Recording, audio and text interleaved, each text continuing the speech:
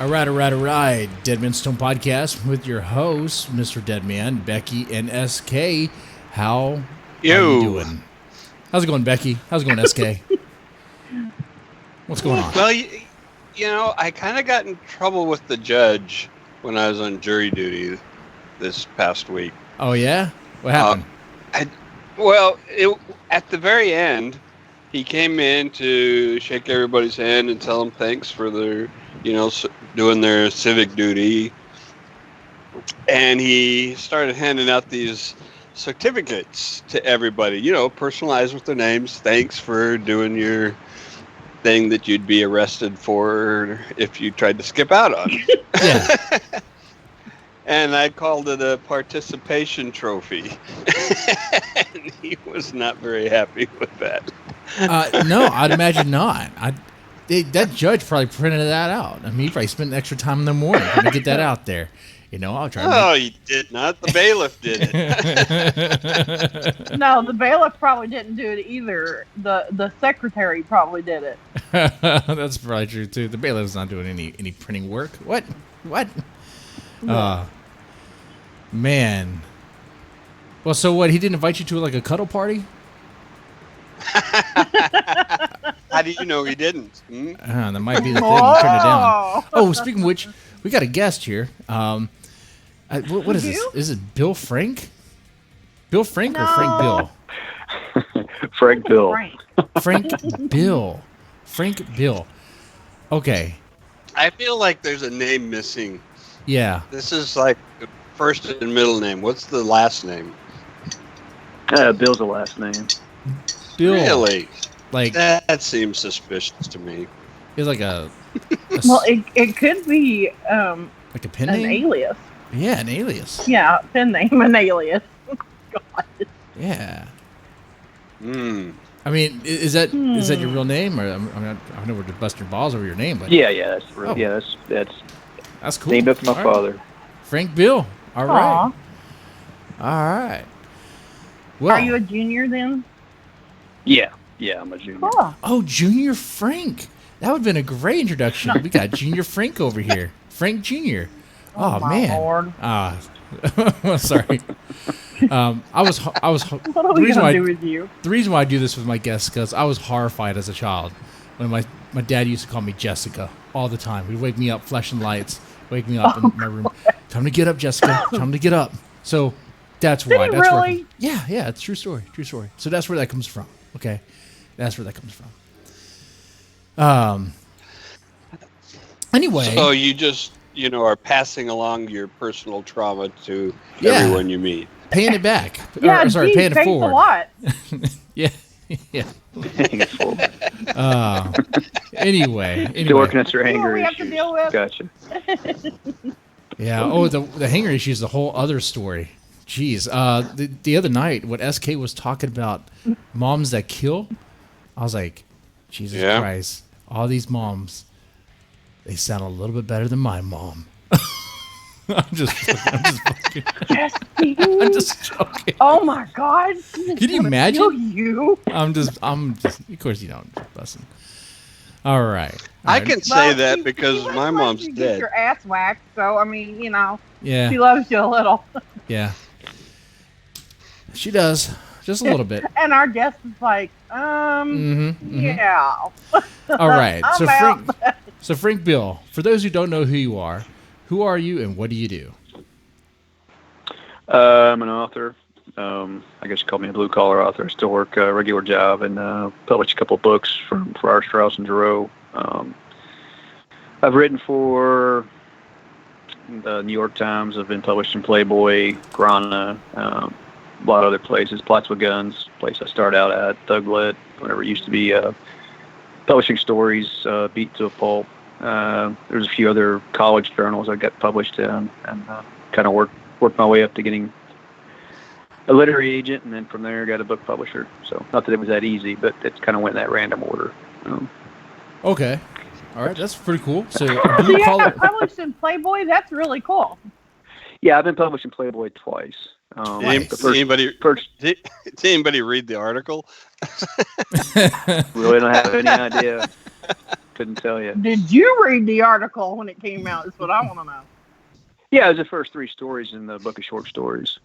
Oh, cool. And then I wrote another short story that they published about 2 years ago in 2017 called The Disgruntled Americans. So, yeah. Mm. So, wait, what issue is that? Like, if someone was trying to find your work in Playboy. That was like September of 2017, I believe. 27. He was still alive. Jesse just made an order. Okay. And explain that one to your wife. Oh no, that's nothing. Playboy would be a break from all this stuff. Oh, sorry. I delete my internet history. Anyway, but blue collar author. I like that. I like the way you framed that. That's cool. But I mean, how long have you been writing? Yeah, I started writing seriously around 2000. Yeah, around 1999 or 2000. Yeah, okay. So about 19 years. Okay. wow. I've wrote a 4 issues of the Crow comic book series. It's been several years ago, probably about 4 or 5 years ago. And then I've got some miscellaneous stuff that's just basically, me and my agent are trying to get sold at different places. So, and I've got another book on contract with my publisher.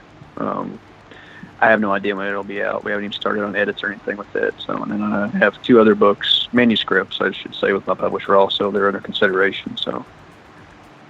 Wow. Okay, that's pretty cool. We'll talk So about you've that been as busy. well. Yeah, very busy. And I'm working on a TV pitch also. I've been working on a producer here for the past couple months. So. Working on a TV pitch. Wow. Yeah, I think that's actually harder than writing a book. So. I'd imagine so. It's only 10 pages too. So. You're trying to sum up an entire television idea and characters and viewer and episodes like in 10 pages, but it's pretty close to being finished. So we'll start shopping that around in another month or so. So. Cool. And you've had success with that because one of your books, Donnybrook, was turned into a movie, right? Yeah. IFC Films ended up buying the production from, I guess distribution rights or whatever at TIFF International Film Festival back in I believe September. It was at the Canadian Film Festival, and they released it in February of this year, and then I believe it's Joker Films overseas has distribution rights, which is a completely different entity over there, and then they'll be distributing it through like France and Belgium, and I think it might already be released in the United Kingdom. But it's a completely different deal than what IFC is. The foreign distribution rights is completely different from what the American distribution rights are. So it's kind of hard to keep up with sometimes. Okay. How does that make you feel? I mean, when you found that they were going to make a movie adaptation of your book, I can't imagine. I mean, I was excited. I mean, in 2013, I did what they call water bottle tour when I went to Los Angeles. I went out there for the Los Angeles Times Book Festival on a Sunday after doing a book event in Kentucky on a Saturday, and then on that Monday, I was in Los Angeles. Oh my God. Waking up next morning and did like 8 or 12 hours of meeting different film studios, just different producers and stuff all day, and then. They call it a water bottle tour because basically the first place you go, they offer you a bottle of water. You take it. By the second or third place, they offer you a bottle of water. You don't. You just basically tell them no. You'd like to use their bathroom. So, because it's a lot of fucking water. But the weird thing is, out of all the producers I met that Monday, it wasn't any of those producers ended up buying it. It was somebody completely different. It happened a couple years later. It was like 2 years later before another film company that was interested in it. So, which was. Of Rumble Films, and then he hired out. He went through. I think there was two or three different directors, and then we ended up going with the third one because the other guys, everybody's just got a busy schedule, so you're trying to figure out who can do what. They ended up with Tim Sutton, who's a really, really good up and coming director, and he's got a really good eye for I don't know how to explain it, just the way that a film is filmed as far as catching shots, the coloring, and just vivid moments. He likes to do a lot more with the camera, more so than dialogue, if that makes sense. He wants the film to kind of tell the story in a way. But he ended up with a great list of actors. I'm looking at it on IMDb right now. Yeah. Yeah, it's a pretty dark movie. It's not Cool. it's not hugs and kisses. It's not the Avengers. So And you can stream not it the Avengers on is hugs and kisses, but you can watch you can it stream on Amazon Prime. Amazon. Yeah. I'm gonna have to check that out You can buy it tonight. Yeah, Apple absolutely. TV, a couple different places. Yeah, there's a couple different places you can stream it. Okay. And I'm looking at it. They also won an award for Best Picture. Yeah, down in Texas at the Yeah. Austin. There's Austin Film Festival. The South by it slips my Southwest. mind. Yeah, look at that. Can't remember Okay, what it's so- called. That's so exciting. So since we're talking about the movie right now, what is this movie about? What's going on with it? It's basically, book to movie. It's very similar. He kind of streamlined the screenplay. That it used my screenplay, but it's basically about when I wrote it in 2009, and it dealt with how meth had affected the Midwest and working class people. And in 2009, everybody knows what was going on. It was a downturn in the economy, and basically, in my story, it's a bare knuckles boxer who has nothing else to lose but getting to the pinnacle of bare knuckles boxing, which is called the Donnybrook. And if you get there, it's $1,000 to enter, and if you win $100,000. But it's like a 3-day battle royal every day until you get to the last man standing. Oh man! So Wow. wait. Now, And did you write Whoa. this? it's about his journey to get there. But there's also a meth cook who was originally an unbeaten bare knuckles boxer, gets screwed over by his sister and left for dead, and he ends up having to hunt her down, and she's going to Donnybrook to sell all the meth that he's cooked. And So the book's a little more action-packed, Walter I White guess. was a fighter. I'm sorry. no, it's not Walter White. Chainsaw Angus Oh, okay. Okay. and because that was Jarhead cool. Earl. Okay. Yeah. All right. So Yeah. so this was a book before it became a script and a movie, right? Or Right, is it- right. Okay. So how was that process It going? was my first novel. So how was the process of converting it from a novel to a script? For me, it wasn't hard. It's just time consuming because you're going through and streamlining a lot of things. You got to decide who the main characters are. You've got to, I don't know if you've ever written a script before or know anything about it. The scripts are not real descriptive. They're very straight and to the point, and dialogue's got to be very tight. And the perfect script is around 90 pages, which is an hour and a half. You're looking at a minute per page.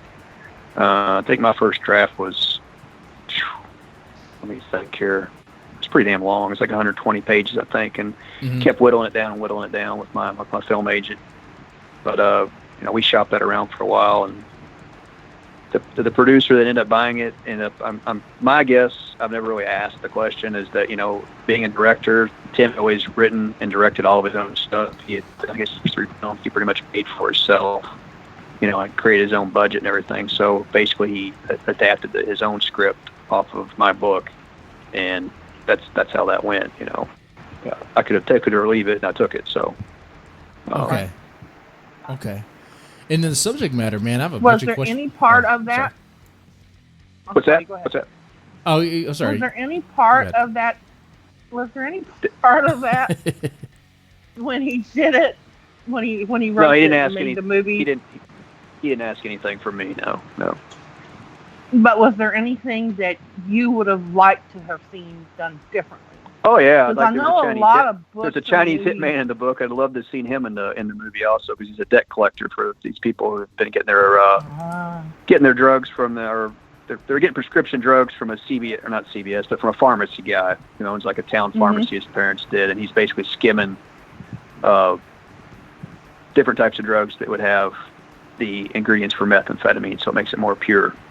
And he basically owes a Chinese bookie money, and he loses money because one of the batches gets burned up, and there wasn't some stuff fronted to him. I don't want to ruin it for you, but anyway, this Chinese hitman ends up having to come back and discover that, okay, this house has been burnt down. This guy here is dead.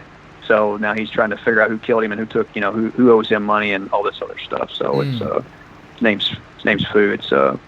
It's interesting. It's an interesting story. Okay. Now, working on the story, I mean, Did you have to do any sort of research? I'm gonna go watch the movie now. I'll talk to you guys later. No, you're not. You get back there right now. Oh, hold on. We're gonna get some extra details to make that watching experience even better. Because you know me. I like to dig into it just a little bit, just to get a little tease. So in the process of writing the book and the movie and all but that, you want to know the whole thing. I don't want to know the whole thing. What's that? I want to tease. I was good at. So I think if you read the book and then watch the movie, it kind of works a little bit better. Yeah. Because there's little gaps here and there, and you're kind of wondering, like, relying a lot without dialogue, but just on the film itself, trying to figure out what's going on sometimes. Okay. Mhm. But I mean, you get the gist of what's going on, but you're not always exactly for sure. At least that's how I felt the first time I watched it. Because the first time I was kind of like, you're kind of polarized, because you're like, okay, fuck, this is my movie, my book. Okay, I need to watch it. And then after watching it 3 or 4 times, I thought he did a great job. So why write about the Northwest meth problem? Why not? Why? I mean, it's important to me. It's where I live. Of course, I always write about anti-heroes. That's the other thing with me. I don't want to write what everybody else is writing. Yeah. And I do a lot of traveling around I got one of my best friends is a cop. I travel around with him a lot of time to do research. I interviewed an actual a meth cook, ex meth addict, and had interviewed him and got his recipe partially from he had like a family recipe. It was kind of crazy The because of where he was from. recipe. the Yeah, family- Passed down basically, from Grandma. The way that they lived was like he lived in a holler, but then another holler over, if people were cooking meth, the recipe differed from what somebody else's was. And if there's another holler over from that, then their recipe would differ because that gave them, I guess that's how you put your label on it. This is so and so, whatever name you want to put on. This is Nitro. Nitro comes from the Wesley family, that kind of thing. So. Wow. I did not know. As far as I did not know about that. then there's a lot of. Okay. Oh yeah, it was interesting, and then the fighting just came from because I studied martial arts most of my life, and I boxed and I studied Muay Thai, Jiu-Jitsu, all kind of different shit, and nobody ever really written about anything like that, other than if you read a fight scene in a book, it's not really broken down, you don't really understand where the power of a punch comes from, or what somebody's actually anticipating when they're actually in a fight, or how they would be thinking if they're a street fighter, that type of thing. Mm-hmm. So I tried to break that down and put it into the book and have guys that actually, if a fighter read the book, they'd be like, oh, fuck, this guy actually knows something. Yeah. And I did get that from a lot of guys. There were some guys that were in MMA and stuff that I talked to. And, it's kind of I guess you could say a masculine, tough guy type novel. I mean, it's kind of gritty. It's literary. It's got the crime in it. It's got a little bit of everything, action. There's really not if anything, I've always been accused of not giving you any breathing room when you read a book. It's kind of like you're fucking suffocating me because there's just a lot going on. It's a really quick read. It's kind of an adrenaline rush, I guess is what you could call it, more or less. And the subject matter is fascinating. I mean, I went to why because just a little bit the different brands of meth. What the different? I guess I did not know that. Yeah, I did not know that it was that intricate. What other mind-blowing things did you find out while doing research for this book? Well, there was the issue too. When I was growing up, methamphetamine come to our town, but nobody really talked about it. But it came through somebody that I had known growing up, and they had transplanted here from the West Coast, and their family would get it in the mail. And now this was more from, like, I guess you could say Mexican gangbangers. I never really asked what he had been affiliated with, because he basically moved from the West Coast to southern Indiana. His family did, to kind of get away from what was going on out there. But then they were bringing some of that drug trafficking with them. I didn't think about it then because I was 18 years old, didn't even know anything about it. And then as you got older, it's kind of like you discover that basically the backwoods guys, or the rednecks, whatever you want to call them, decided, hey, who wants to fucking pay this for it when we can figure out the recipe, or make our own recipe from different ingredients, from household chemicals, and what you buy at a drugstore, and basically you're cooking it and rendering what you need from it, and then you mix it all together, and then you basically make meth, so. Wow. But, I didn't put all that together until years and years and years later, so. And they were doing this. That's frightening what they put in it too. It is. It is, but it's weird. you know, you think of battery acid, or you think of what used to get ephedrine off the counter at a drugstore. You know, they're basically just trying to get that ephedrine out of there. They don't care about anything else that's in that fucking drug, you know. Right. So they're trying to get that out of there, and it's very fucking dangerous to do shit like that, of course. I mean, who's going to go out and fucking cook battery acid or what was one of the other things like Drano or something? You know, you're just trying to get mind. Yeah, I mean, just different things like that, or even like a fuel cleaner, a fuel injector cleaner, things like that. You know, you're just trying to render something from that. And, you know, we're not talking about guys that are actual chemists. We're just talking about a guy who maybe can work on his dad's car. I mean, it's wow. It's kind of ludicrous, but it was that simple to do in a sense, though, too. That's what's really, really crazy. Now, in my line of work, I can't go into full detail, but of course I work with a lot of families that are definitely damaged by meth. I'm sure you've seen families that were damaged by meth from the research in this book. I had a really good friend. That was another thing that from high school that it just totally fucked his life up. He was a high school sports guy, and he'd never done drugs or drank anything in his life. And when he got out of school, he got a job at a factory. Next thing you know, he pretty much lost everything. Oh man. I don't know what it is about that because I've never done and don't want to ever from what I've seen. You know? No, unless you got a good dental plan. Not that good. No, it'll fuck you up. It's not. It's definitely not good for you. No, not at all. Not at all. And my thing is, the people dealing it, do they ever feel like sympathetic for, because they must realize they're putting a poison out there that's fucking up their community. Sure. Yeah, but they're fucked in the head by the same shit. So what are they? Yeah.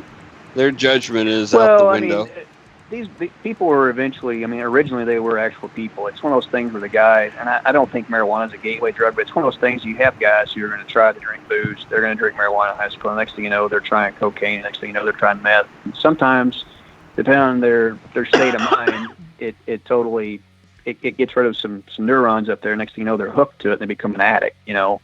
And suddenly the guy who looked like the high school athlete, or the guy who, whatever, was the manager of a factory or supervisor, next thing you know, his little bump every now and then helping him stay awake, or maybe his whatever he was doing on his side gigs for everyday living, you know, whatever his little, I don't know, whatever he was doing on the side, you know. If he didn't want to drink, he wanted to do these drugs, or he was doing those drugs while he's drinking. Next thing you know, it destroys his entire image, you know. I mean, if you see before and after pictures of people, it just totally devastates their lives. Oh, yeah, takes everything away from them. You can drains tell. them.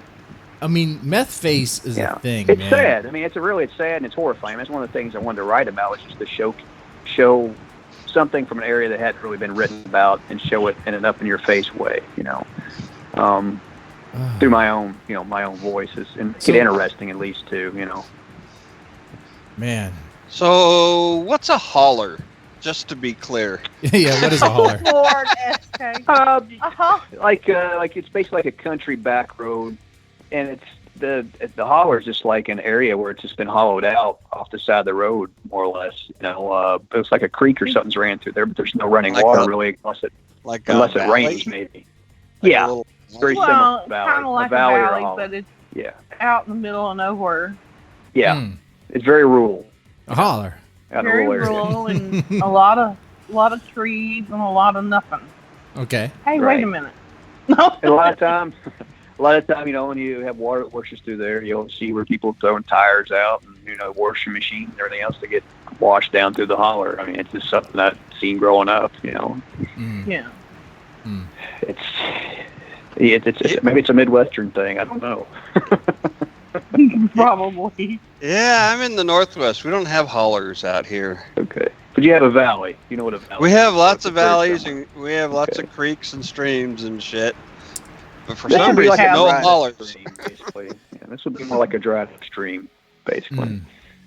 Yeah, here in Texas, we have hollers, but of course out in the sticks, we use that a lot, out in the sticks. Like we have, in my area of Texas, we definitely have a lot of meth labs sprinkled in here and there, out in the freaking sticks. You know, it's just... Is that where the midgets are? Oh, no, I take care of my midgets. My midgets aren't on that stuff. If they're going to be on that poison, they get the fuck out. No. They're the cooks. Hey, hey. Which is why they can't get into the supply. That's right. It might be like Willy Wonka of meth over here. Holy shit. Can you imagine? Could that be your next book? Have you ever thought No. about writing like horror comedy? I don't know, like that'd be like I don't know if you ever do satire. Could you ever do satire? Big Daddy J and the midgets. Probably not. Probably not. Okay. Good answer. Man, there's a lot of questions I have stemming from this one book. SK, Becky, I don't know if y'all want to jump in and ask some things of your own. That's okay. I think I did ask a No, question. Yeah. You did. What about you, Becky? No, I'm good You're right good? now. You're good? Okay. Well, I don't have anything. I'm just messing. I'm messing. No, but seriously, You like, Good night, everybody. no, but like, okay. So why, like, do you have any theories as to like how meth became such a huge problem over there in the Northwest? Cheap. It was, I guess, to my knowledge, it was something different. It was cheap, and it was. I don't know. It was, like I said, it was, I really don't know. I don't know what we even caused it, honestly. It's like, couldn't you guys just grow marijuana? I mean, wouldn't that? I guess that's harder. Well, they do that too. It's just. Yeah, like I'm just thinking it's a lot cheaper, And it was something. I don't know who wants to be awake for fucking 12 days in a you row. don't have to wait for it to grow. You don't. No, you don't. You can get the crap anywhere to make it.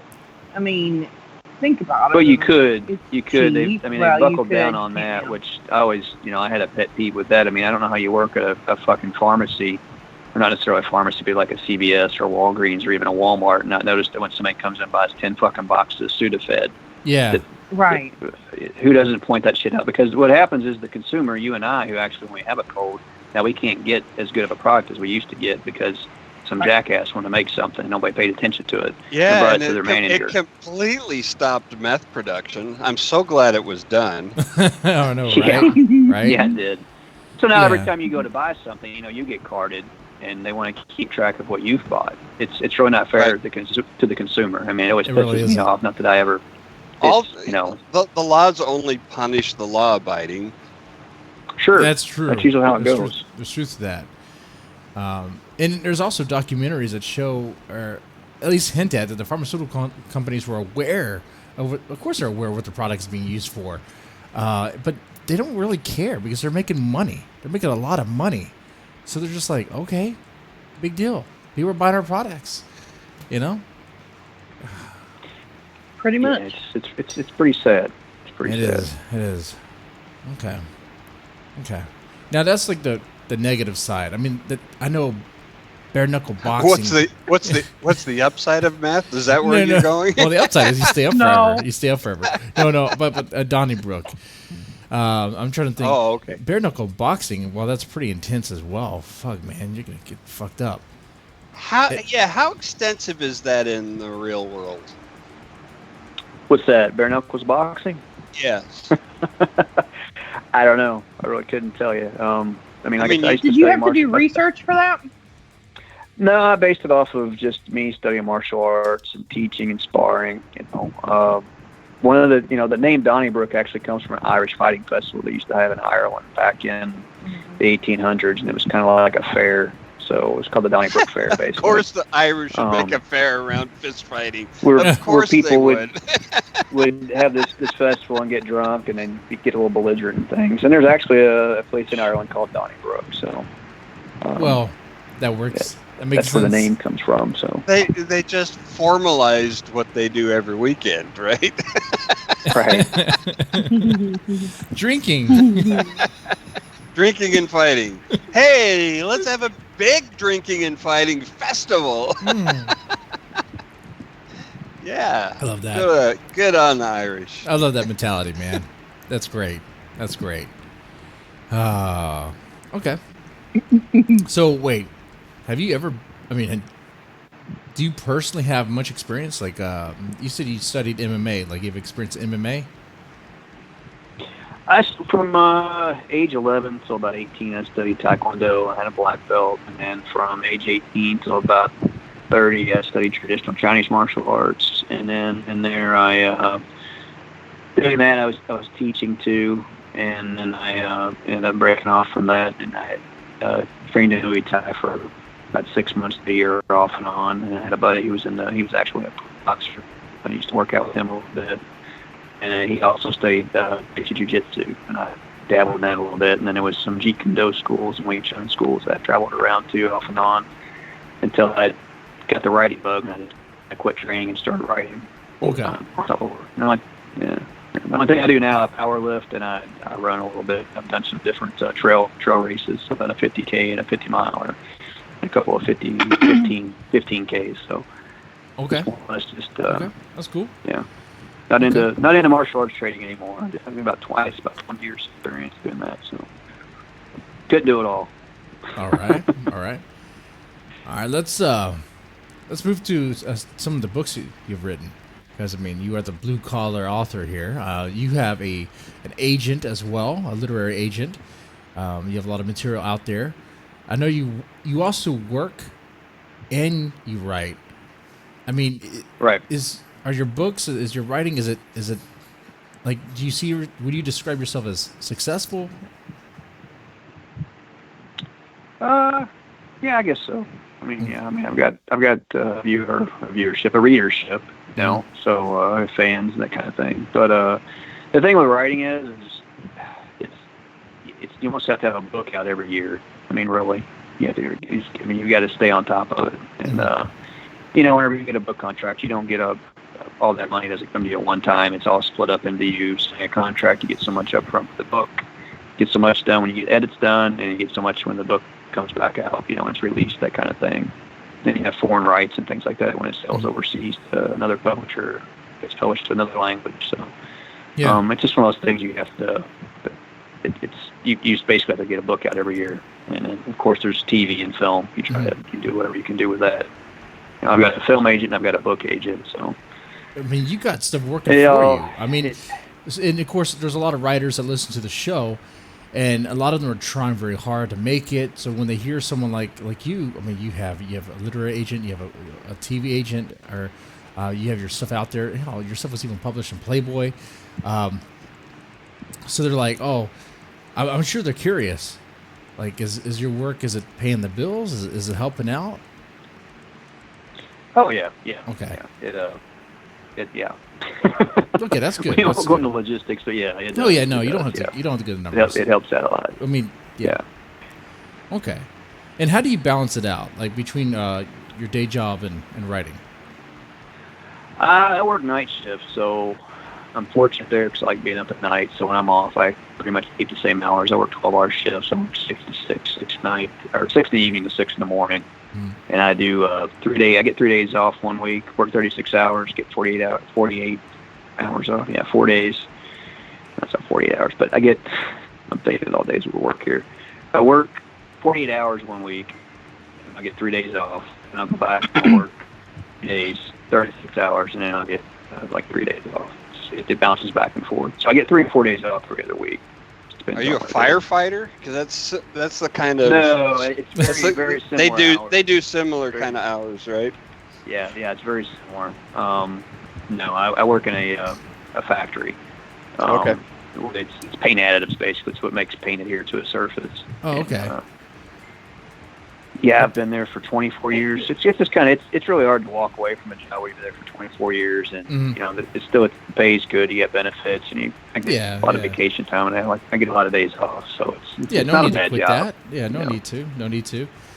I mean, I guess if you made Stephen King money, I guess you wouldn't have to worry about it. But which, by the way, Becky, thank you for the donation of $5 that was there on the screen.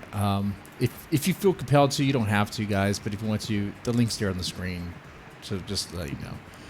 But yeah, and don't feel any pressure to donate like the amazing Becky did. Yeah, just be a piece of shit lurker and don't donate anything. Yeah. But be cool like Becky. Yeah, or be cool like Becky. Becky, you're cool. I'm gonna make you. You know what? I'm gonna make you a certain. a special certificate. Okay, I'll make you a certificate. I'll make you one right now. But whatever you do, Participation certificate. Oh my that's God. it. That's it. Offer. Do offers not revoked. trace anything that you have. All right. Okay. Actually, since you have an agent, I love asking this question because a lot of writers get, I guess they get confused. They get swept up. They get taken advantage of by people who Sure. act like agents but aren't really agents. You know, they'll say, so How does that happen? well, so with your agent, did you have to pay for your agent like outright or No. Okay. No, you never pay for an agent. You don't do that. You've got to look at a reputable agency. You know, there used to be an actual database online. I think even when I first started writing, they still had, I think it was Writer's Digest, used to put this huge encyclopedia of literary agents out. Yeah. You could look in the back of it and kind of go through it, see what they accept, and if you thought your writing kind of fit their niche or that agency, or that agent was with that agency, you could send what they call snail mail, and they would tell you what they wanted, like the first 5 pages and just a little paragraph of what the book or your story or short stories, whatever it is you're writing, is about, and just like a brief synopsis, basically. And then put a return already stamped envelope. That's about the only thing you pay for. You put that in with the regular large envelope, and then wait and see if you ever heard back from them. But I think there's something online now also. I was fortunate enough that, you know, social media and stuff was just kind of starting up whenever I was writing. I was starting to get published. Still some paper journals, but then also there was some online publications, and I got to kind of networking with some other writers that were actually already published. Okay. And, Anthony Neil Smith was one of the writers that kind of discovered me. He used to edit Plots with Guns, and he and I just kind of started a conversation because he was like, you know, look, and you're right, I'm probably going to publish. So he's like, here's some other places too, you know, and branched out to Thuglit, some other places like that. Used to be run by Todd Robinson and his wife. I don't think they're married anymore, but and basically from talking to Anthony and then a couple other writers, Scott Phillips, Jed Ayers, and Keith Ross, and I believe at the time it was a small group. It was Greg Bardsley was another one, but Scott and Neil had basically recommended a couple of literary agents that they knew that might be interested in what I was writing, and I ended up querying a couple of them, and one was interested, but they just thought it was really dark and there was no way to root for, blah, blah, blah. And then the next agent really liked what I'd written, but she wanted to know if I could write a novel. At that time, I'd just written a book of short stories. And I was halfway done with the novel, and she said just to send it when I felt comfortable, whether it was done or not. And I ended up just cleaning it up, and I had like just half a Donnybrook finished and sent that to her, and she signed me on that. So. Oh, wow. And I finished the novel, and then she and I went through some editing and all that stuff, and then we got ready to shop around, you know. And I've been with the same agent ever since. So. Okay. So for those that are listening, writers, if you're listening, don't pay outright for an agent. Any agent that says they want money up front, that's a scam. Run. Yeah. I mean, just like a publisher. Bullshit. Every time I get an offer on the show. That's okay. Here's an easy thing. Never pay somebody to publish your material. Yeah. Right. Exactly. That's pretty much settles that. And you don't pay anybody to represent you. They will get paid when you get paid. Yes, that's how it should You get a contract, basically. And for those people, for the chat, for Patty in the chat, no, this is not root beer. This is it's actually it's called a Thin Mint Stout. It's a local brew. Does it taste like Thin Mints? It actually does. It tastes. I love Thin Mints. This tastes. Oh, you great. know what else? You know what else tastes like Thin Mints? Thin Mints. Yes, Thin Mints. But this is Thin Mints, like liquid in a beer Thin form, Mints. and I love it. Drink. It's delicious. Buffalo Bayou, man, they have some great stuff. And this is a 2019 like a special. Hey, didn't I pay for a shot? Oh, $5 is a shot. I guess I need to break out what whiskey. I can get the honey whiskey. I can tequila. get that. I don't have any tequila. I can. Why? I can get the American honey. Let me get the American honey. Okay. Let it be known for $5 donations, I'll be taking shots of American honey. This is going to be beautiful. Okay. Is that a honey whiskey? It is. So it goes down smooth. Yeah, That's great. I like that stuff. Mm-hmm. Anyway. So does he. So while I get the bottle, you guys hold the fort. Like that. Sure. Okay. What are we going to hold the fort to? I don't know. So, Mr. Frank Bell, Yes.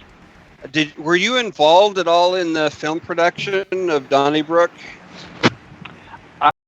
For about a week. I really had no involvement other than getting to hang out with, to meet some of the actors and hang out with the producer and the director a little bit, and watch things get filmed and see how things get done. Was that interesting for you, or boring as shit, or both? It wasn't boring. It was interesting. I mean, there's a lot of work involved. I mean, those guys get Isn't ready. it? You know, you set up one area that you're going to film on. You know, you spend hours getting ready to film for 30 or 40 minutes, and then move on somewhere else and spend another 4 to 5 hours getting ready again. There's a lot that goes into a day of filming. It's crazy. It is a lot. There's a lot of physical effort involved. Yeah, I got to meet a lot of the crew too. Cause a lot of the union guys and gals, and they were all really super cool. They thought it was neat because I was up there because I wrote the book, and I got to meet everybody that I could. They served damn good food. I can tell you that. The food's really good. That's nice. The hell is everything else I'm eating? Wasn't just Domino's, huh? No. The cook even offered. I mean, the one day my wife and I had showed up early on set, wanted to know if we want anything to eat. He'd go ahead and cook us breakfast. It's like 4:30 in the evening. But yeah, they were really, really, real cool. It was like kind of like a food bus in a sense, but it was huge. Had a huge kitchen inside. Man, that guy was cooking steak and everything else you could imagine. Wow. I mean, he had his little chef uniform on. It was pretty cool. It was interesting. It's very interesting. I love being on sets. Yeah, a lot of respect for actors. They got a lot to do. Yeah, I couldn't do it. I can act like they had a lot of crazy, but 12-hour days. It's kind of crazy. We were pretty much on set for the entire last 45. Well, it's 45 minutes of the movie, but that was like 48 hours. We were there, like 4 12-hour days or something like that, to watch the actual Donnybrook take place, where they had the big fight and everything. Nice. Everybody was freezing their asses off. Batteries were going dead on cameras because it was so cold out. It was like 20 degrees that night or something. The one night we were there, it was pretty bad. Oh my gosh. Yeah. Wow. It was interesting. All right, I got the American honey. Go and take the first shot now. So yeah, $5 donations. I'll take more. Anyway. Whew. Okay, if someone's new to your work, new to your books, where should they start and why? Playboy. You could pretty much start at any of them, honestly. You can start with the book of short stories. You can start with the Donnybrook novel. You can start with the follow-up, because even the follow-up has new characters and things that don't even deal with Donnybrook. You wouldn't even have to read Donnybrook in order to read The Savage. So, it's really where you want to start. What is your favorite thing that you've written? Probably The Savage. I put so much time into it. I mean, it's about a 400-page novel. So. Wow. 400 pages. Yeah, it was. It's kind of a big book. It was double the size of Donnybrook. So. What is The Savage about? Like a sequel to Donnybrook? Donnybrook. Yeah, in a sense, it's a sequel. It kind of deals with lost values about a father and son, and the dollars failed in the U.S. and the power grids went out. They're just kind of scavenging around, and after all this happens, you're getting a backstory of what him and his dad were doing, which was going around. They were scrapping copper from moathouses and copper wiring, from pipes and electrical and things like that because of the downturn in the economy and houses, And sure. They basically end up crossing paths with a militia group when they come back to Indiana, because they travel around the area, around through Kentucky and Ohio and Illinois. And once they get back to Indiana, before the grid goes out, they hook up with this lady, and kind of relationship that kind of goes there, and you kind of get cross paths with some other characters that were in Donnybrook, so you learn a little bit about them, a little bit more than what you already knew. And then, of course, when the power goes out, then you bring in some other characters from Donnybrook that's part of this militia group. And it's telling 3 different stories that kind of all cross paths within the book, between then and now. Like, then was when there was power, and now is when there is no power. And then you get some more story to Chainsaw Angus, who's in Donnybrook. And then you get another guy named Kodo, who's kind of like I don't know what you want to call him. He's kind of like a Guatemalan gangbanger. And his father was murdered. What you find out, he was murdered in Donnybrook. He was a dog handler. And he's kind of like seeking revenge on some people. Okay. But he's actually taking in kids. He's taking in kids, basically. He's basically murdering his families and taking in their kids and training to be soldiers. But he's drugging them up with drugs because of Mexican cartel drugs and stuff he's got. What but holy a lot of man. it deals. Yeah, that's some hardcore it's stuff. It's a wild book. Yeah. Yeah, pretty kid wild militias book. going on there. It's like turned into Africa or some shit. Fucking hell, dude. Oh. But the father and son, it deals with a lot of lost values because the father and son understand a lot about living off the land and how to feed themselves and how to hunt, how to fish, how to work on cars. How to grow meth. They have all these other like pioneering skills in a sense. Yeah. So the son is basically a survivor. I don't want to ruin anything for you in the book, and it's interesting. It's an interesting take. I like that. That sounds like a wild ride. I definitely gonna check out that book, Savage. Yes. Savage. All right. Cool. Now you also have a book that's a collection of short stories, or true crimes of Indiana. Is that right? Yeah. Crimes of Southern Indiana. Okay. Yeah. It was my first book. It's just a book of short stories that are all kind of interconnected. Okay, that's pretty cool. Now I guess they all take place in Indiana. All the stories. Yeah, they're around Southern Indiana, and I think some of them are even around Kentucky. Okay. Just around the area, yeah. And I think we talked about... Oh, sorry. Go ahead, Becky. He lives right across the river from Kentucky. Gordon. Yeah, I'm like 30 minutes away from Kentucky. Lockport. Yeah, I actually work over in Louisville. Okay. All right. Okay. I know we talked about this too before we started, but so the stories in this collection, they're not based on like true crimes or anything. They're just fictional. It comes from. I mean, there's not a story in there that if you had read, you could ask me about, and I can tell you where it came from. A lot of it comes from just childhood things, stories I heard growing up, or things I knew about people when I grew up, and then just kind of flipped it upside down and made it worse than what it was. There you go. So you do have the element of like an urban legend, or like as a certain rumor around the area, just turn into a story. Okay, that's pretty wild. All right, now which one in that collection is your favorite? Probably The Penance of Scoot McCutcheon. Oh yeah, and why is that?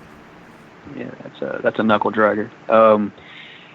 It basically came from when my grandmother had passed away, and I kind of like saw this guy in the story was basically dealing with having to murder his wife, more or less, because she wanted him to kill her because she has brain cancer.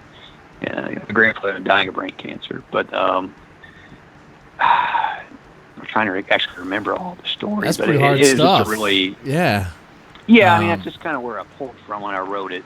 And he does this penance as he travels around and comes back and finally turns himself into the sheriff at the end of the story, and the sheriff ends up locking him up, doesn't really want to. Yeah. But yeah, it dealt with a lot of the same things I kind of thought that he felt with him, the same things that I kind of felt, thinking about him and my grandmother. So, yeah. That's pretty deep and kind of in a gray area. Is like, so his wife wants him to put her down because she has brain cancer. But he's like, well, I can't because that'd be murder. How am I well, if you just bury my body in the backyard, well, how am I supposed to do that? Can I just did they have to go through how to dispose her body? Oh, it's good. Man. Because that resonates, man. Something like that. Okay. I like that. He's a deviant. Now, that was your favorite. But which one of the stories in that collection Yeah, is yeah. the most egregious, most, I guess, offensive? Not to use, I don't really like that word, but you know what I'm saying. Just The most Wild. offensive. I don't know. Maybe the first three opening stories that are connected, call it about the Hill Clan and the fathers that are basically going to murder their two sons for stealing from the marijuana crops. man. And basically, you also had the grandfather who sells his daughter off to basically pimp her for sex. Granddaughter. His granddaughter. Yeah, Man, in order to get money to supposedly pay for his great. wife's cancer medications and stuff. So yeah, it's a different take on things. Yeah. Whoa, man. But that stuff happens in real life, though. That's the thing. I mean, Sure. Things that people don't think about it happens all or don't over. want to think about. Yeah, I know. Right. Right. Ooh, Yeah. Just horrifying things, chilling things, man. Okay. Well. Let's see. Oh, hey, Becky. Do you have time for the news? Yes, sir. What's going on? What's new in the world today? Oh my God! You would ask me that. Oh, and Okay, well, It's kind of your job, Becky. So yeah, Yeah. you would. News babe. And you gotta we gotta get you a camera. We gotta get you a camera. A so you can read camera? so you can read the news. Why? So you can read the news. Oh. Okay. I don't know. I will. Sure. Boys at home from anti-bullying day at school for not wearing enough pink. What? It was So a pink they shirt. so they bullied a boy about an anti-bullying event. Yep. They sent him home to change his clothes. Where was this? New Zealand? This was in. Yes. New Zealand. New Zealand. Yes. Mm-hmm. So He had on a black and pink tie-dyed shirt, and they told him that they could wear pink or their school uniform, and so he wore that shirt, and they said it wasn't good enough. wow. So they sent him home to get changed, Oh. and they didn't check to see if mom was home first. Oh, nice. Yeah. Okay, so there's if you want to understand why society is going to shit, start at the schools. Yeah. Of course, we're talking about New Zealand societies. I mean, they have a bunch of other things going on. Nobody really cares about New Zealand. I mean, Oh. well, okay. Well, I've got something that's from here. Whoa. Before we move on, though. Well, we are some- not done with this. Yeah, there's something Oh, I want to yes, get we out are, here. But though. first, look, I understand why they're doing it and all that. But, of course, there was a recent event in New Zealand, right? And ever since then, they've been trying to do everything they can to censor their internet, to stop people from seeing things they shouldn't see. Oh, you can't see this, And now their schools are telling people you're not wearing pink enough. You're not wearing enough pink, and they're gonna send them home. What does pink have to do with bullying? For fuck's sakes! I don't know, but it seems like the people. I thought pink I was don't- breast cancer. I would think. Did they not get the memo? Pink is for breast cancer, but Right? it's like they're acting like fascists. They're acting like fascists. That's what I'm saying. They're acting like no. You got to hear. It's not like fascist. Not like is. That's what this is. I mean, that's exactly how that's what it fascists is. would act. That's what it is. It's not like it is. You're not wearing your brown shirt today. You have to go home and change. Yeah. It's crazy. Like, what? So we only. Of course, something crazy like this could happen in America, right? Absolutely. Yeah. Probably. It does all the we- time. Yeah. And then, of course, there's uproars about that. Parents get mad. But the cool thing here about in America is that parents get mad. They throw their weight around at school. They go to the school. Right, and then they hire lawyers. Oh man, shit. I remember, like, I don't know, my friends, whenever they got in trouble at school or got sent home, man, their dad would be in the principal's office and you could hear him. I'm like, fucking God, he's loud. You can hear him out from in the commons area. He's like yelling in their face. Holy shit, they made a mistake. Italian family. That was the exact opposite at my house. If I had gotten in trouble at school, I would have been dead meat when I got home. Yeah. But both my parents were teachers. Yeah. No, I think in their family it was. They had a called. Sorry. They had a called home and said, "We're going to paddle your daughter." My mother would have said, "Don't do it until I get there. And then you give her the first 3, and I'm giving her the next." See, this was back in the days when teachers actually taught and they weren't just classroom managers. Mm-hmm. Mm-hmm.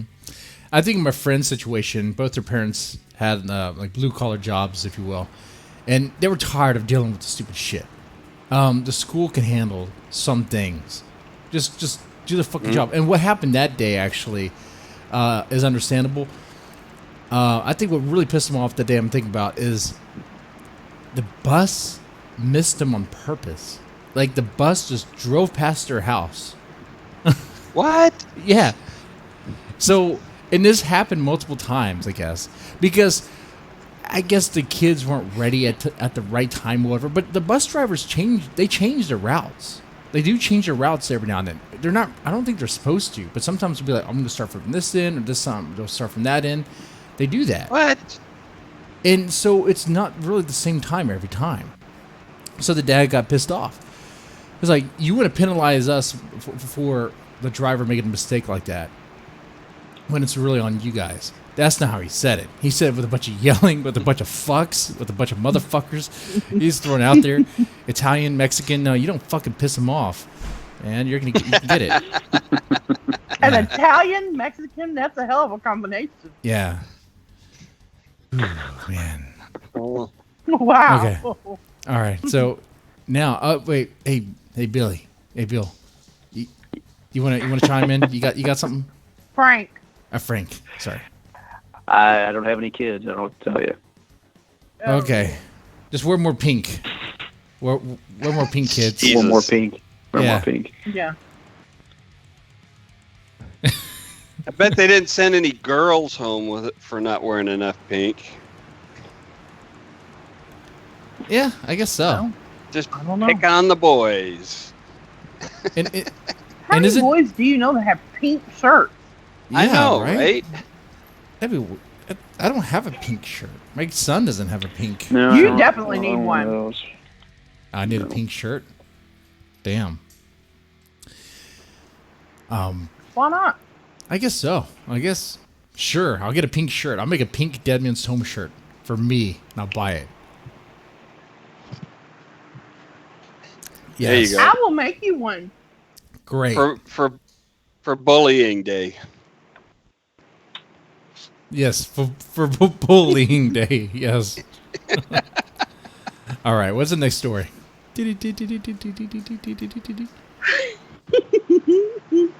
The SAT will assign a new score that factors in where you live and the crime level in your neighborhood.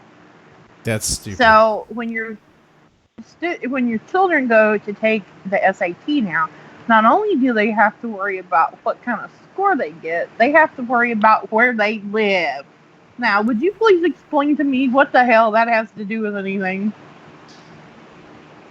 Really, it should. Yeah, it's trying to be discriminatory without being illegal. But I mean, honestly, it's a way to do affirmative action to in college admissions without doing affirmative action in college admissions, which is illegal. Mm-hmm.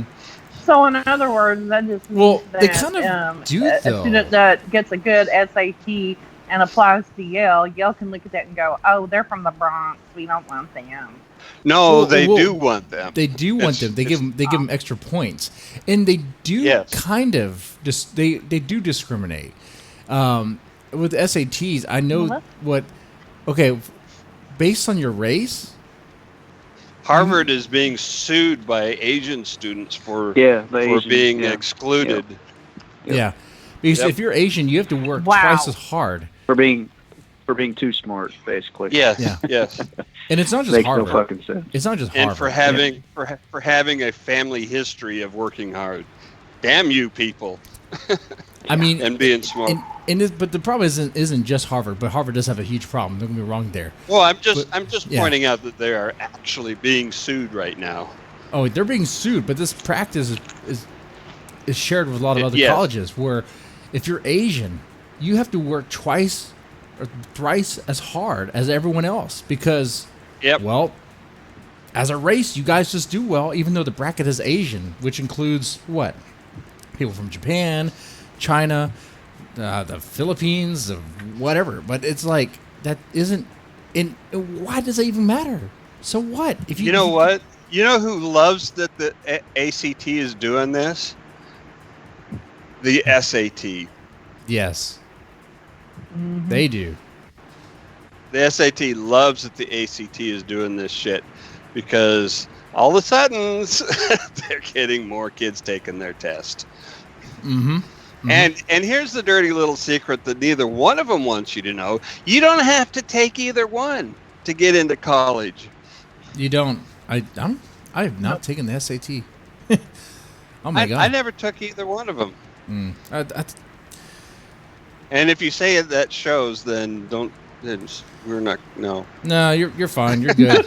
I mean, you're with us. I think you're fine. Between Becky and I think you're okay. Okay. I think you demonstrated to have a larger vocabulary than both of us. I don't know. Both of us put together. Shit. Well, at least one that's pronounced correctly. Man. Oh, but it's crazy. So wait. So no, you knew that was going there. But hold on. Based on this, what they're saying here in this article, this wouldn't just favor minorities then. If this is really what they're saying, based on your crime level, then people from Myrtle Beach, South Carolina, would be like given bonus points because that is like Murder City. That is fucking Murder Town, USA. Right. Okay. Right. People. It is a Thanksgiving someone's not murdered. It's crazy. And I don't know what the minority population is there, but I don't think it's that big. Last time I checked.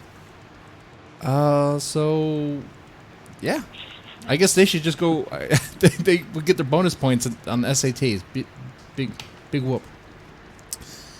Yeah. Wow. That's weird, man. Okay, well, you ready for the next one now? Yeah, I think sure. so. I mean, let's do another one. Let's do the chat. Okay, let's do another one. What? I was looking at the chat, see what they're saying about it, but nah, we can move on. Okay. Hotel and resort. Oh, this is great. Hotel and resort is being opened. I love this. Guess what the theme is? The number one fast food chain. Taco Bell. Yes, Taco Bell Hotel and Resort. Isn't that great? It's got to be in Florida. Tell me it's in Florida. Please tell me it's in Florida. Get ready for it is in Palm. No, it's in Palm Springs, California. Get ready for. Listen, get ready for bellhops and Baja Blast, fire sauce and sauce packet floaties, because the Taco Bell Hotel is coming and will give fans an unexpected and unforgettable trip of a lifetime. Yeah. Yeah, because you're going to be floating down the diarrhea highway. Instead of a mint, the maids put a packet of Imodium on your pillows.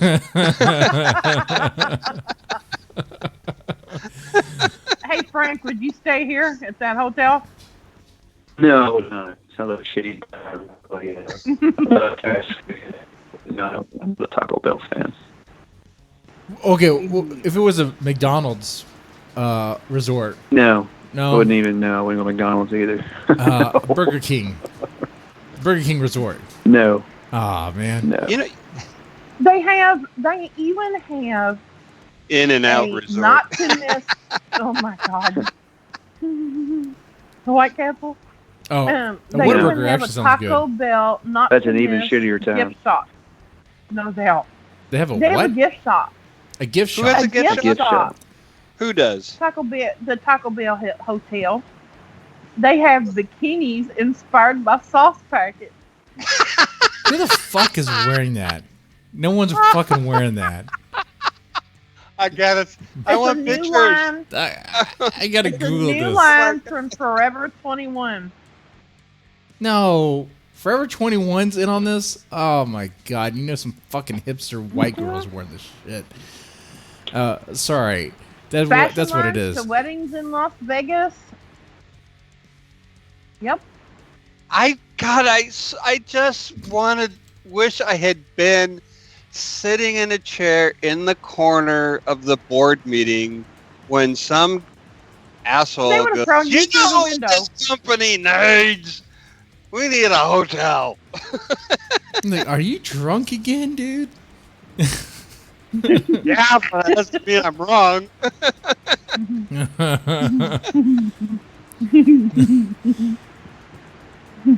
I'm googling. Yep. You can even register. You can even register for the hotel to be notified when the reservations go live. Oh, good. Yeah. You know what though? You we have had to that be guess. 18 and up, though. You have to be 18 and up. What, to go to this resort? Period? To sign up. Oh. Sign up for the notification. Oh. Well, I guess. There is a warning at legal the bottom reasons. of this. Can I read it? Dysentery? Diarrhea? No. Certain foods and beverages sold or served here can expose you to chemicals including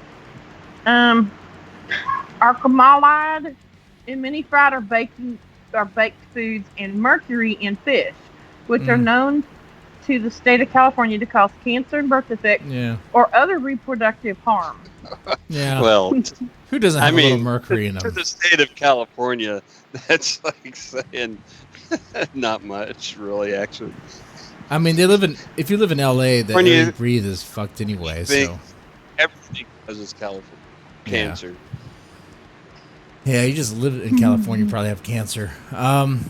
Yeah, so where we had a guest that talked about that hotel, what was it, in Alaska, that's like self-sustaining? Remember that? Yes. I think this hotel might actually be self-sustaining because you think about it. You eat the Taco Bell, you spend hours on the toilet, Justin. and it just recycles. It just recycles. One giant recycling heap of, quote, ground beef. And It's like the Taco Bell centipede. yes. Soylent truly Bell. disgusting. The one good idea I've heard recently from Taco Bell was serving alcohol.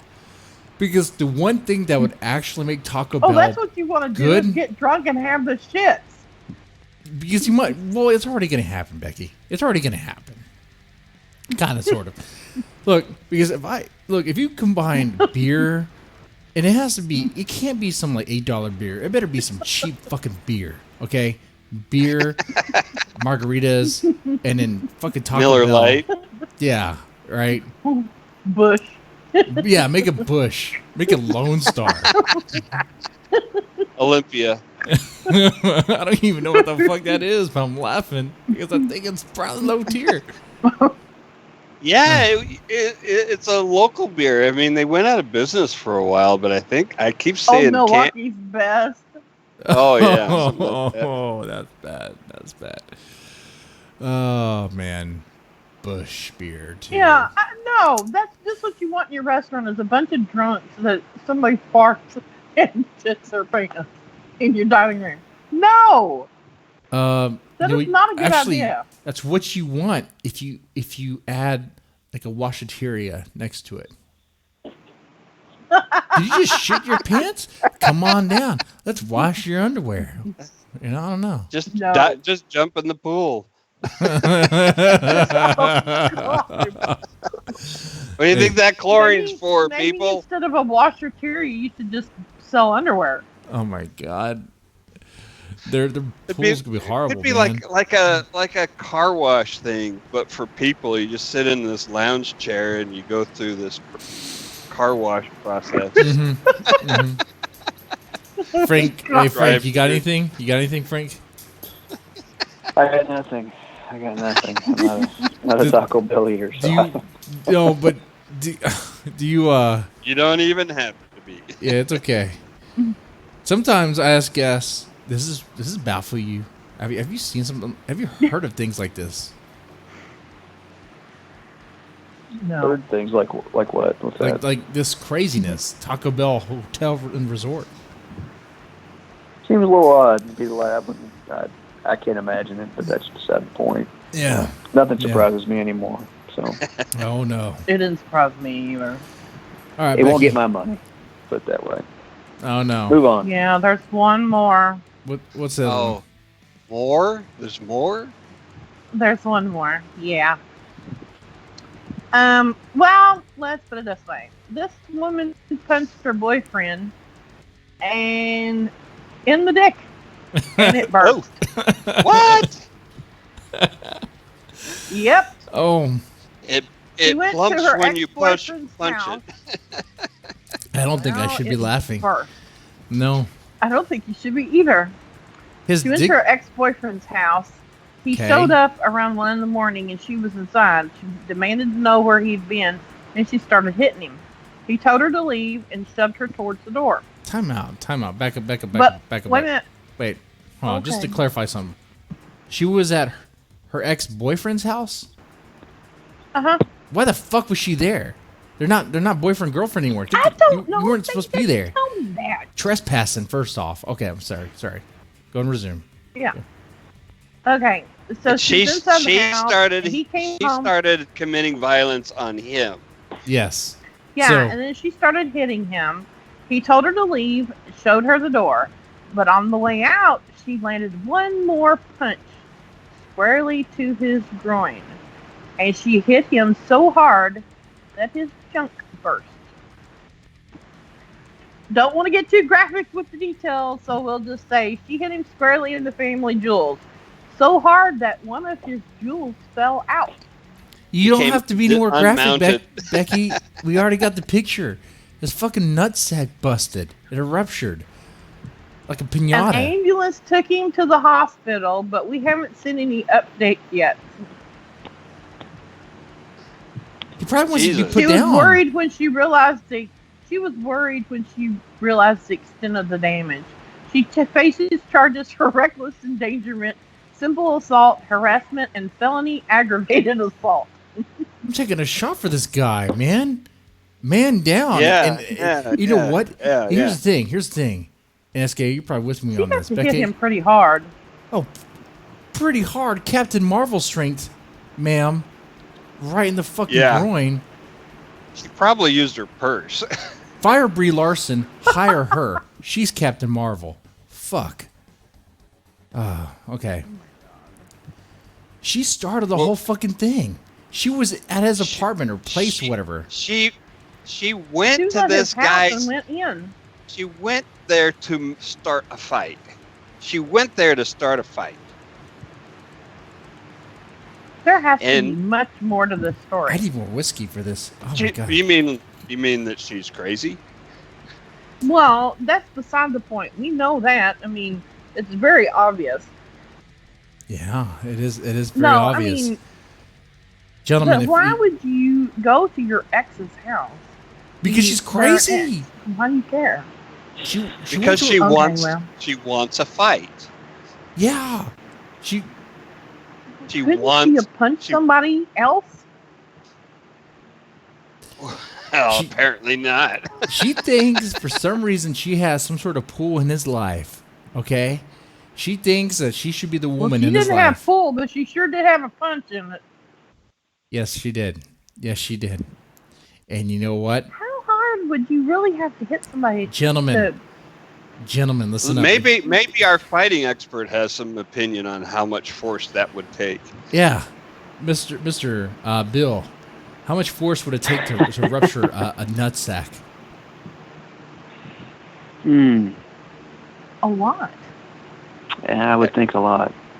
I mean, in all the fighting you've done and been around, and have you ever heard of this happening? No, I'm usually thinking, throat, temple, lungs. Yeah, it's crazy. I've never heard nothing like that. It's called a low blow for a reason. Sure. This sounds like a Mortal Kombat move. Honestly, this sounds like some sort Jesse, of. Yes. chat. What's wrong with the chat?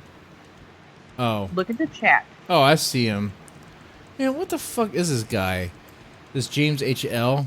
Ah, well, he's gone. He's gone. Okay, I couldn't get to it quick enough. My It's okay. screen wouldn't. It's okay. Every now and then we have a troll that... look, and I've said this before in my other videos. Dude, I'm a strong proponent of First Amendment right. Freedom of speech. I'll let you say just about whatever in the chat. But if you're just going to be I don't know, saying you want to see my wife get, like, this, that, or the other, or my kids, like, what are you talking about, man? I don't have to tolerate that. Go fuck yourself. Your co-host or your friends. Yeah. Man. Anyway. Oh. Yeah, I don't care. I don't care who the fuck you are. You don't have the right to go around starting fights with your exes. Jesus. You really don't. You really don't. Like, she was in the wrong everything in this. She's gonna fucking go to jail for this. She's gonna go to jail over this. Think about that. She was so caught up in her anger that now she's going to jail. Mm-hmm. She did not have the right to start a fight, whether or not she broke his nutsack. She was there committing domestic violence against this guy, and all he wanted her to do was leave. He wasn't going to call the cops. You know what? Because you know what? That's a bad move. Attempted murder? I mean, I would say attempted murder. I missed that. Attempted murder. You know, that's what I'd say. Because she punched him right in the nuts. Am I coming through okay? We missed a little bit of it, but Okay. pretty good. Okay. My OBS is kind of spazzing out a little bit. It's green now, but I'm looking at the stream. It's like, oh, Jesus, guys. What is going on? Yeah, now it's worse. No, Yeah. you don't. Okay. Breaking up a little. Anyway, what I was getting at is that she should be charged a whole lot. Hello, Jesse. You hear me now? We are offline. All right. Do you guys hear me now? Better. Yes, and we're offline. No, we're also back. I'm aware. I'm watching the stream on the stream live, so I can tell when like it goes down and goes up, goes down, goes up. You know, it's. I have a theory behind this, but I don't want to. So we have like a certain troll, right? I would like to hear this later, please. Yeah, I'll let you know. But anyway, yeah, she totally fucked up. She deserves everything she gets and more. Everything she gets. I have and to more. agree with that. And I hope she doesn't get off easy. You sure won't get off anymore. Sorry. Yeah, it only takes one. And they, That was really bad. I'm so sorry. I apologize, guys.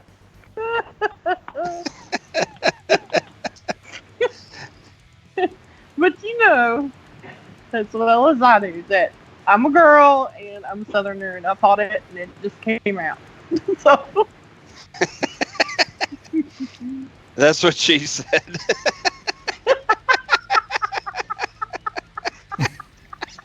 poor Frank.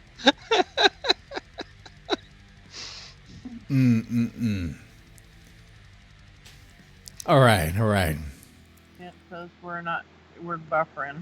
Yeah, we're buffering a lot. Yeah.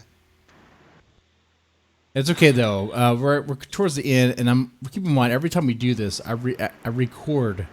I do record the the stream. Can you guys hear me now? Yeah, Yeah. I can hear you.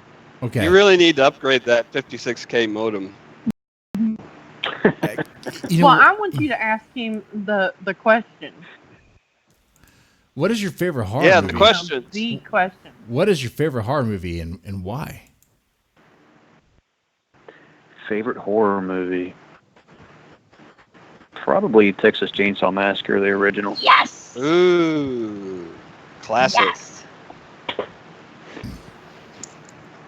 That's That's a good Why? Why? Yeah.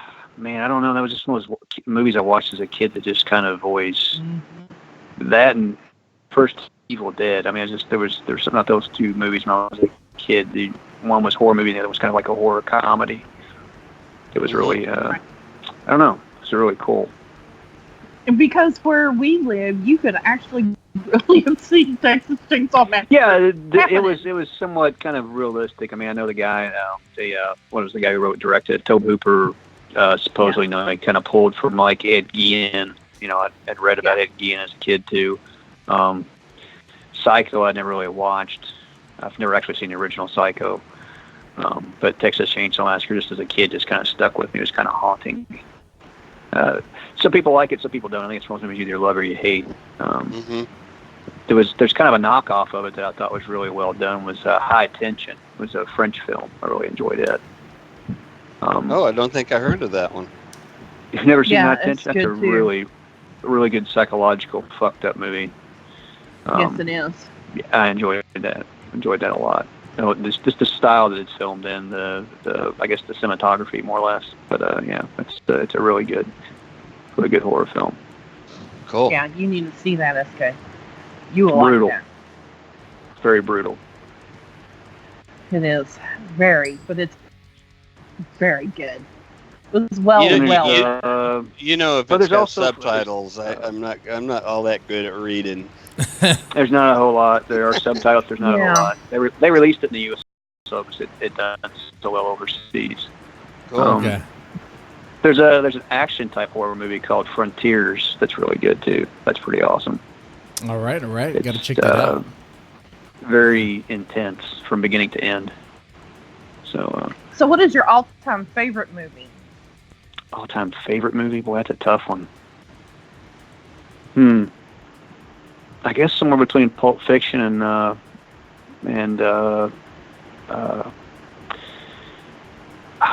man. Steel Magnolias. No, I really liked. That is a tearjerker. I really liked Rob Zombie's second movie, the follow-up to House of 1,000 Corpses. I really enjoyed that. Oh, Devil's Rejects. Devil's Rejects. Right? Yeah, I really Yes. enjoyed that. Yeah. I like I like a lot that. of movies that I like. I mean, That was a good. I one. like anything from like The Raid. The Raid's really good. The first 300's good. I mean, I'm Wait, kind of did you say across the The board on Raid? different films. I like Raid. crime, drama.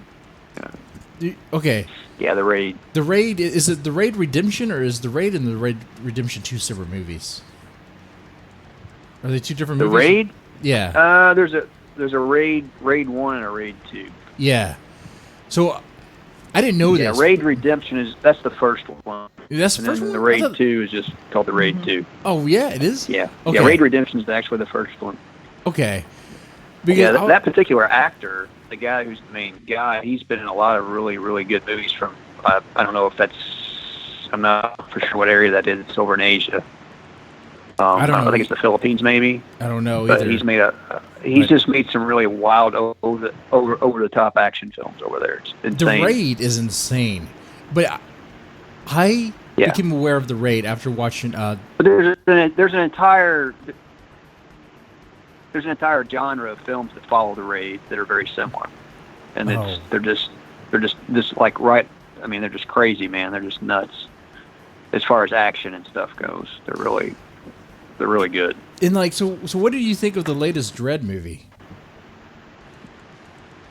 Like, did you The see Judge that? Dredd movie? Yeah. like the raid. Yeah, just like it. Copy paste. Essentially.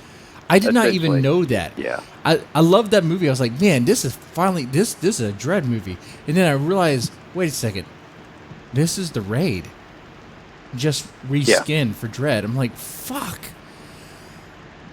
Oh my god. It was good though. I mean, I enjoyed it. It was a good I still film. enjoyed Did you see what Ken Stark said What do you say? in our chat? Mm. When we were No. talking about the guy that got punched. Oh, Ken is a Said good guy. She might be crazy, but if a woman feels the need to punch a man in the ball sack, he probably needs to be punched in the ball sack. Oh, well, she was at his property. Well, even if he was, We'll see if the judge agrees with that. yeah, Yeah. yeah. I'm sorry, Ken. That one I had to disagree. That was just They were funny. broken I'm up. sorry. They were broken up. They weren't together anymore. And she was at his place. Even if he was sticking his dick in other ladies, they weren't together anymore. Yeah. Okay, sorry. I didn't mean to get us back on that. It's okay. I just saw that and thought it was funny. It was funny. All right. Yeah, you would. Caption contest. Caption contest. Caption. Oh, yes. They are good ones. Okay, I- show the picture. I have the animated picture on the screen. I do apologize for the streaming issues. I do pay. I don't have this plan. I have the most expensive plan for AT&T that I can, get. But I have a theory I want to share with you guys later on. I'm probably gonna change my IP address and see if that helps. Did you say AT&T? I did. What is my supposed to Well, say? there you go. Well, There I don't you have go. many options over here, man. I think AT&T are like, Okay, are you ready? AT&T is terrible. well, Nobody likes AT&T. yeah. Okay, well, can we ask our guest what he would caption this first? Sure. Absolutely. Mr. Frank, Yes, ma'am. what would you caption the picture of? What would be your caption, sir? Man, that looks a lot. That reminds me of almost like Sweet D off of It's Always Sunny in Philadelphia with a mustache.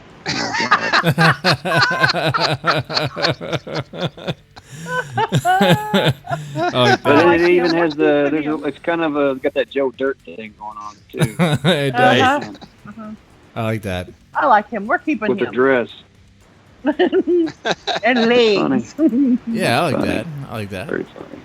Okay, I'm gonna read these, and then y'all can pick which one you like the best. Okay. And damn, the first one I have a hard time reading and not trying to sing, but here we go. Pretty woman tucking back his dong. Pretty woman bulged behind his thong. Pretty woman, I can't believe that you are a dude. Anal blasting's all we can do. Oh. Anal bleaching is what I said. And- Come on. Come on. No. All right. Stay on menu. There's something not quite right about this. I think it's the shoes. Thank Oh, yeah, those God shoes for are Marilyn. horrible. She's dead. Say that one again. Thank God for Marilyn. She's dead. Well, hello there. Well, hello there, sweet thing. Can't wait to see your picture clearly after my obstetrician's visit. Yes. Marilyn Monroe, my God, it's Joe Dirt. There's Joe Dirt. Joe Dirt. 10 out of 10 would bang with a shovel. Hey. Lola. And then El- I made a comment after it. Yeah, I'm not singing it, SK. That says, no, La Lola. Ooh, okay. And then there's one more that says, I love the wind. It's breezy feel. It makes me feel all silly. I especially like the way it feels when it blows across my willy. Oh, I like that too. I mean, I obviously, if mine's picked, I don't want to win, but I think it's Becky blew it. It's Lola. La, la, la, la, la. Yeah, but you didn't want me to sing. Lola. So I had enough time reading the first one without singing it. All right, I'm torn. The first one and the La Lola. Last one. Well, the last one's good too. Oh, They're all good. You can't pick the Lola one. Yeah, Okay. that's I mine. think I You like don't. the second one. I like the second one. Well, which one was the second one? You read it Oh, again? that was. Oh, the. Are you talking about Frank, the pretty woman, tucking back his dog? Yeah. Pretty woman. That's good. No, that was the first Holds one. back- That's the That first was one. the Yeah. first one. I like the one The you read second after one, that. there's something not quite right about this. I think it's the shoes. Yeah, I think that's funny. Yeah, that's good. It's kind I of, like that one. I like that. it's Yeah, sarcastic. I like that. Yeah. Yeah. I agree. Who's that? Who's that? That is Donna Maria McCarthy. All right. Well, she gets a Hey! free book. Send her a book. We'll send her a book. I still like the 10 out of 10 would bang with a shovel.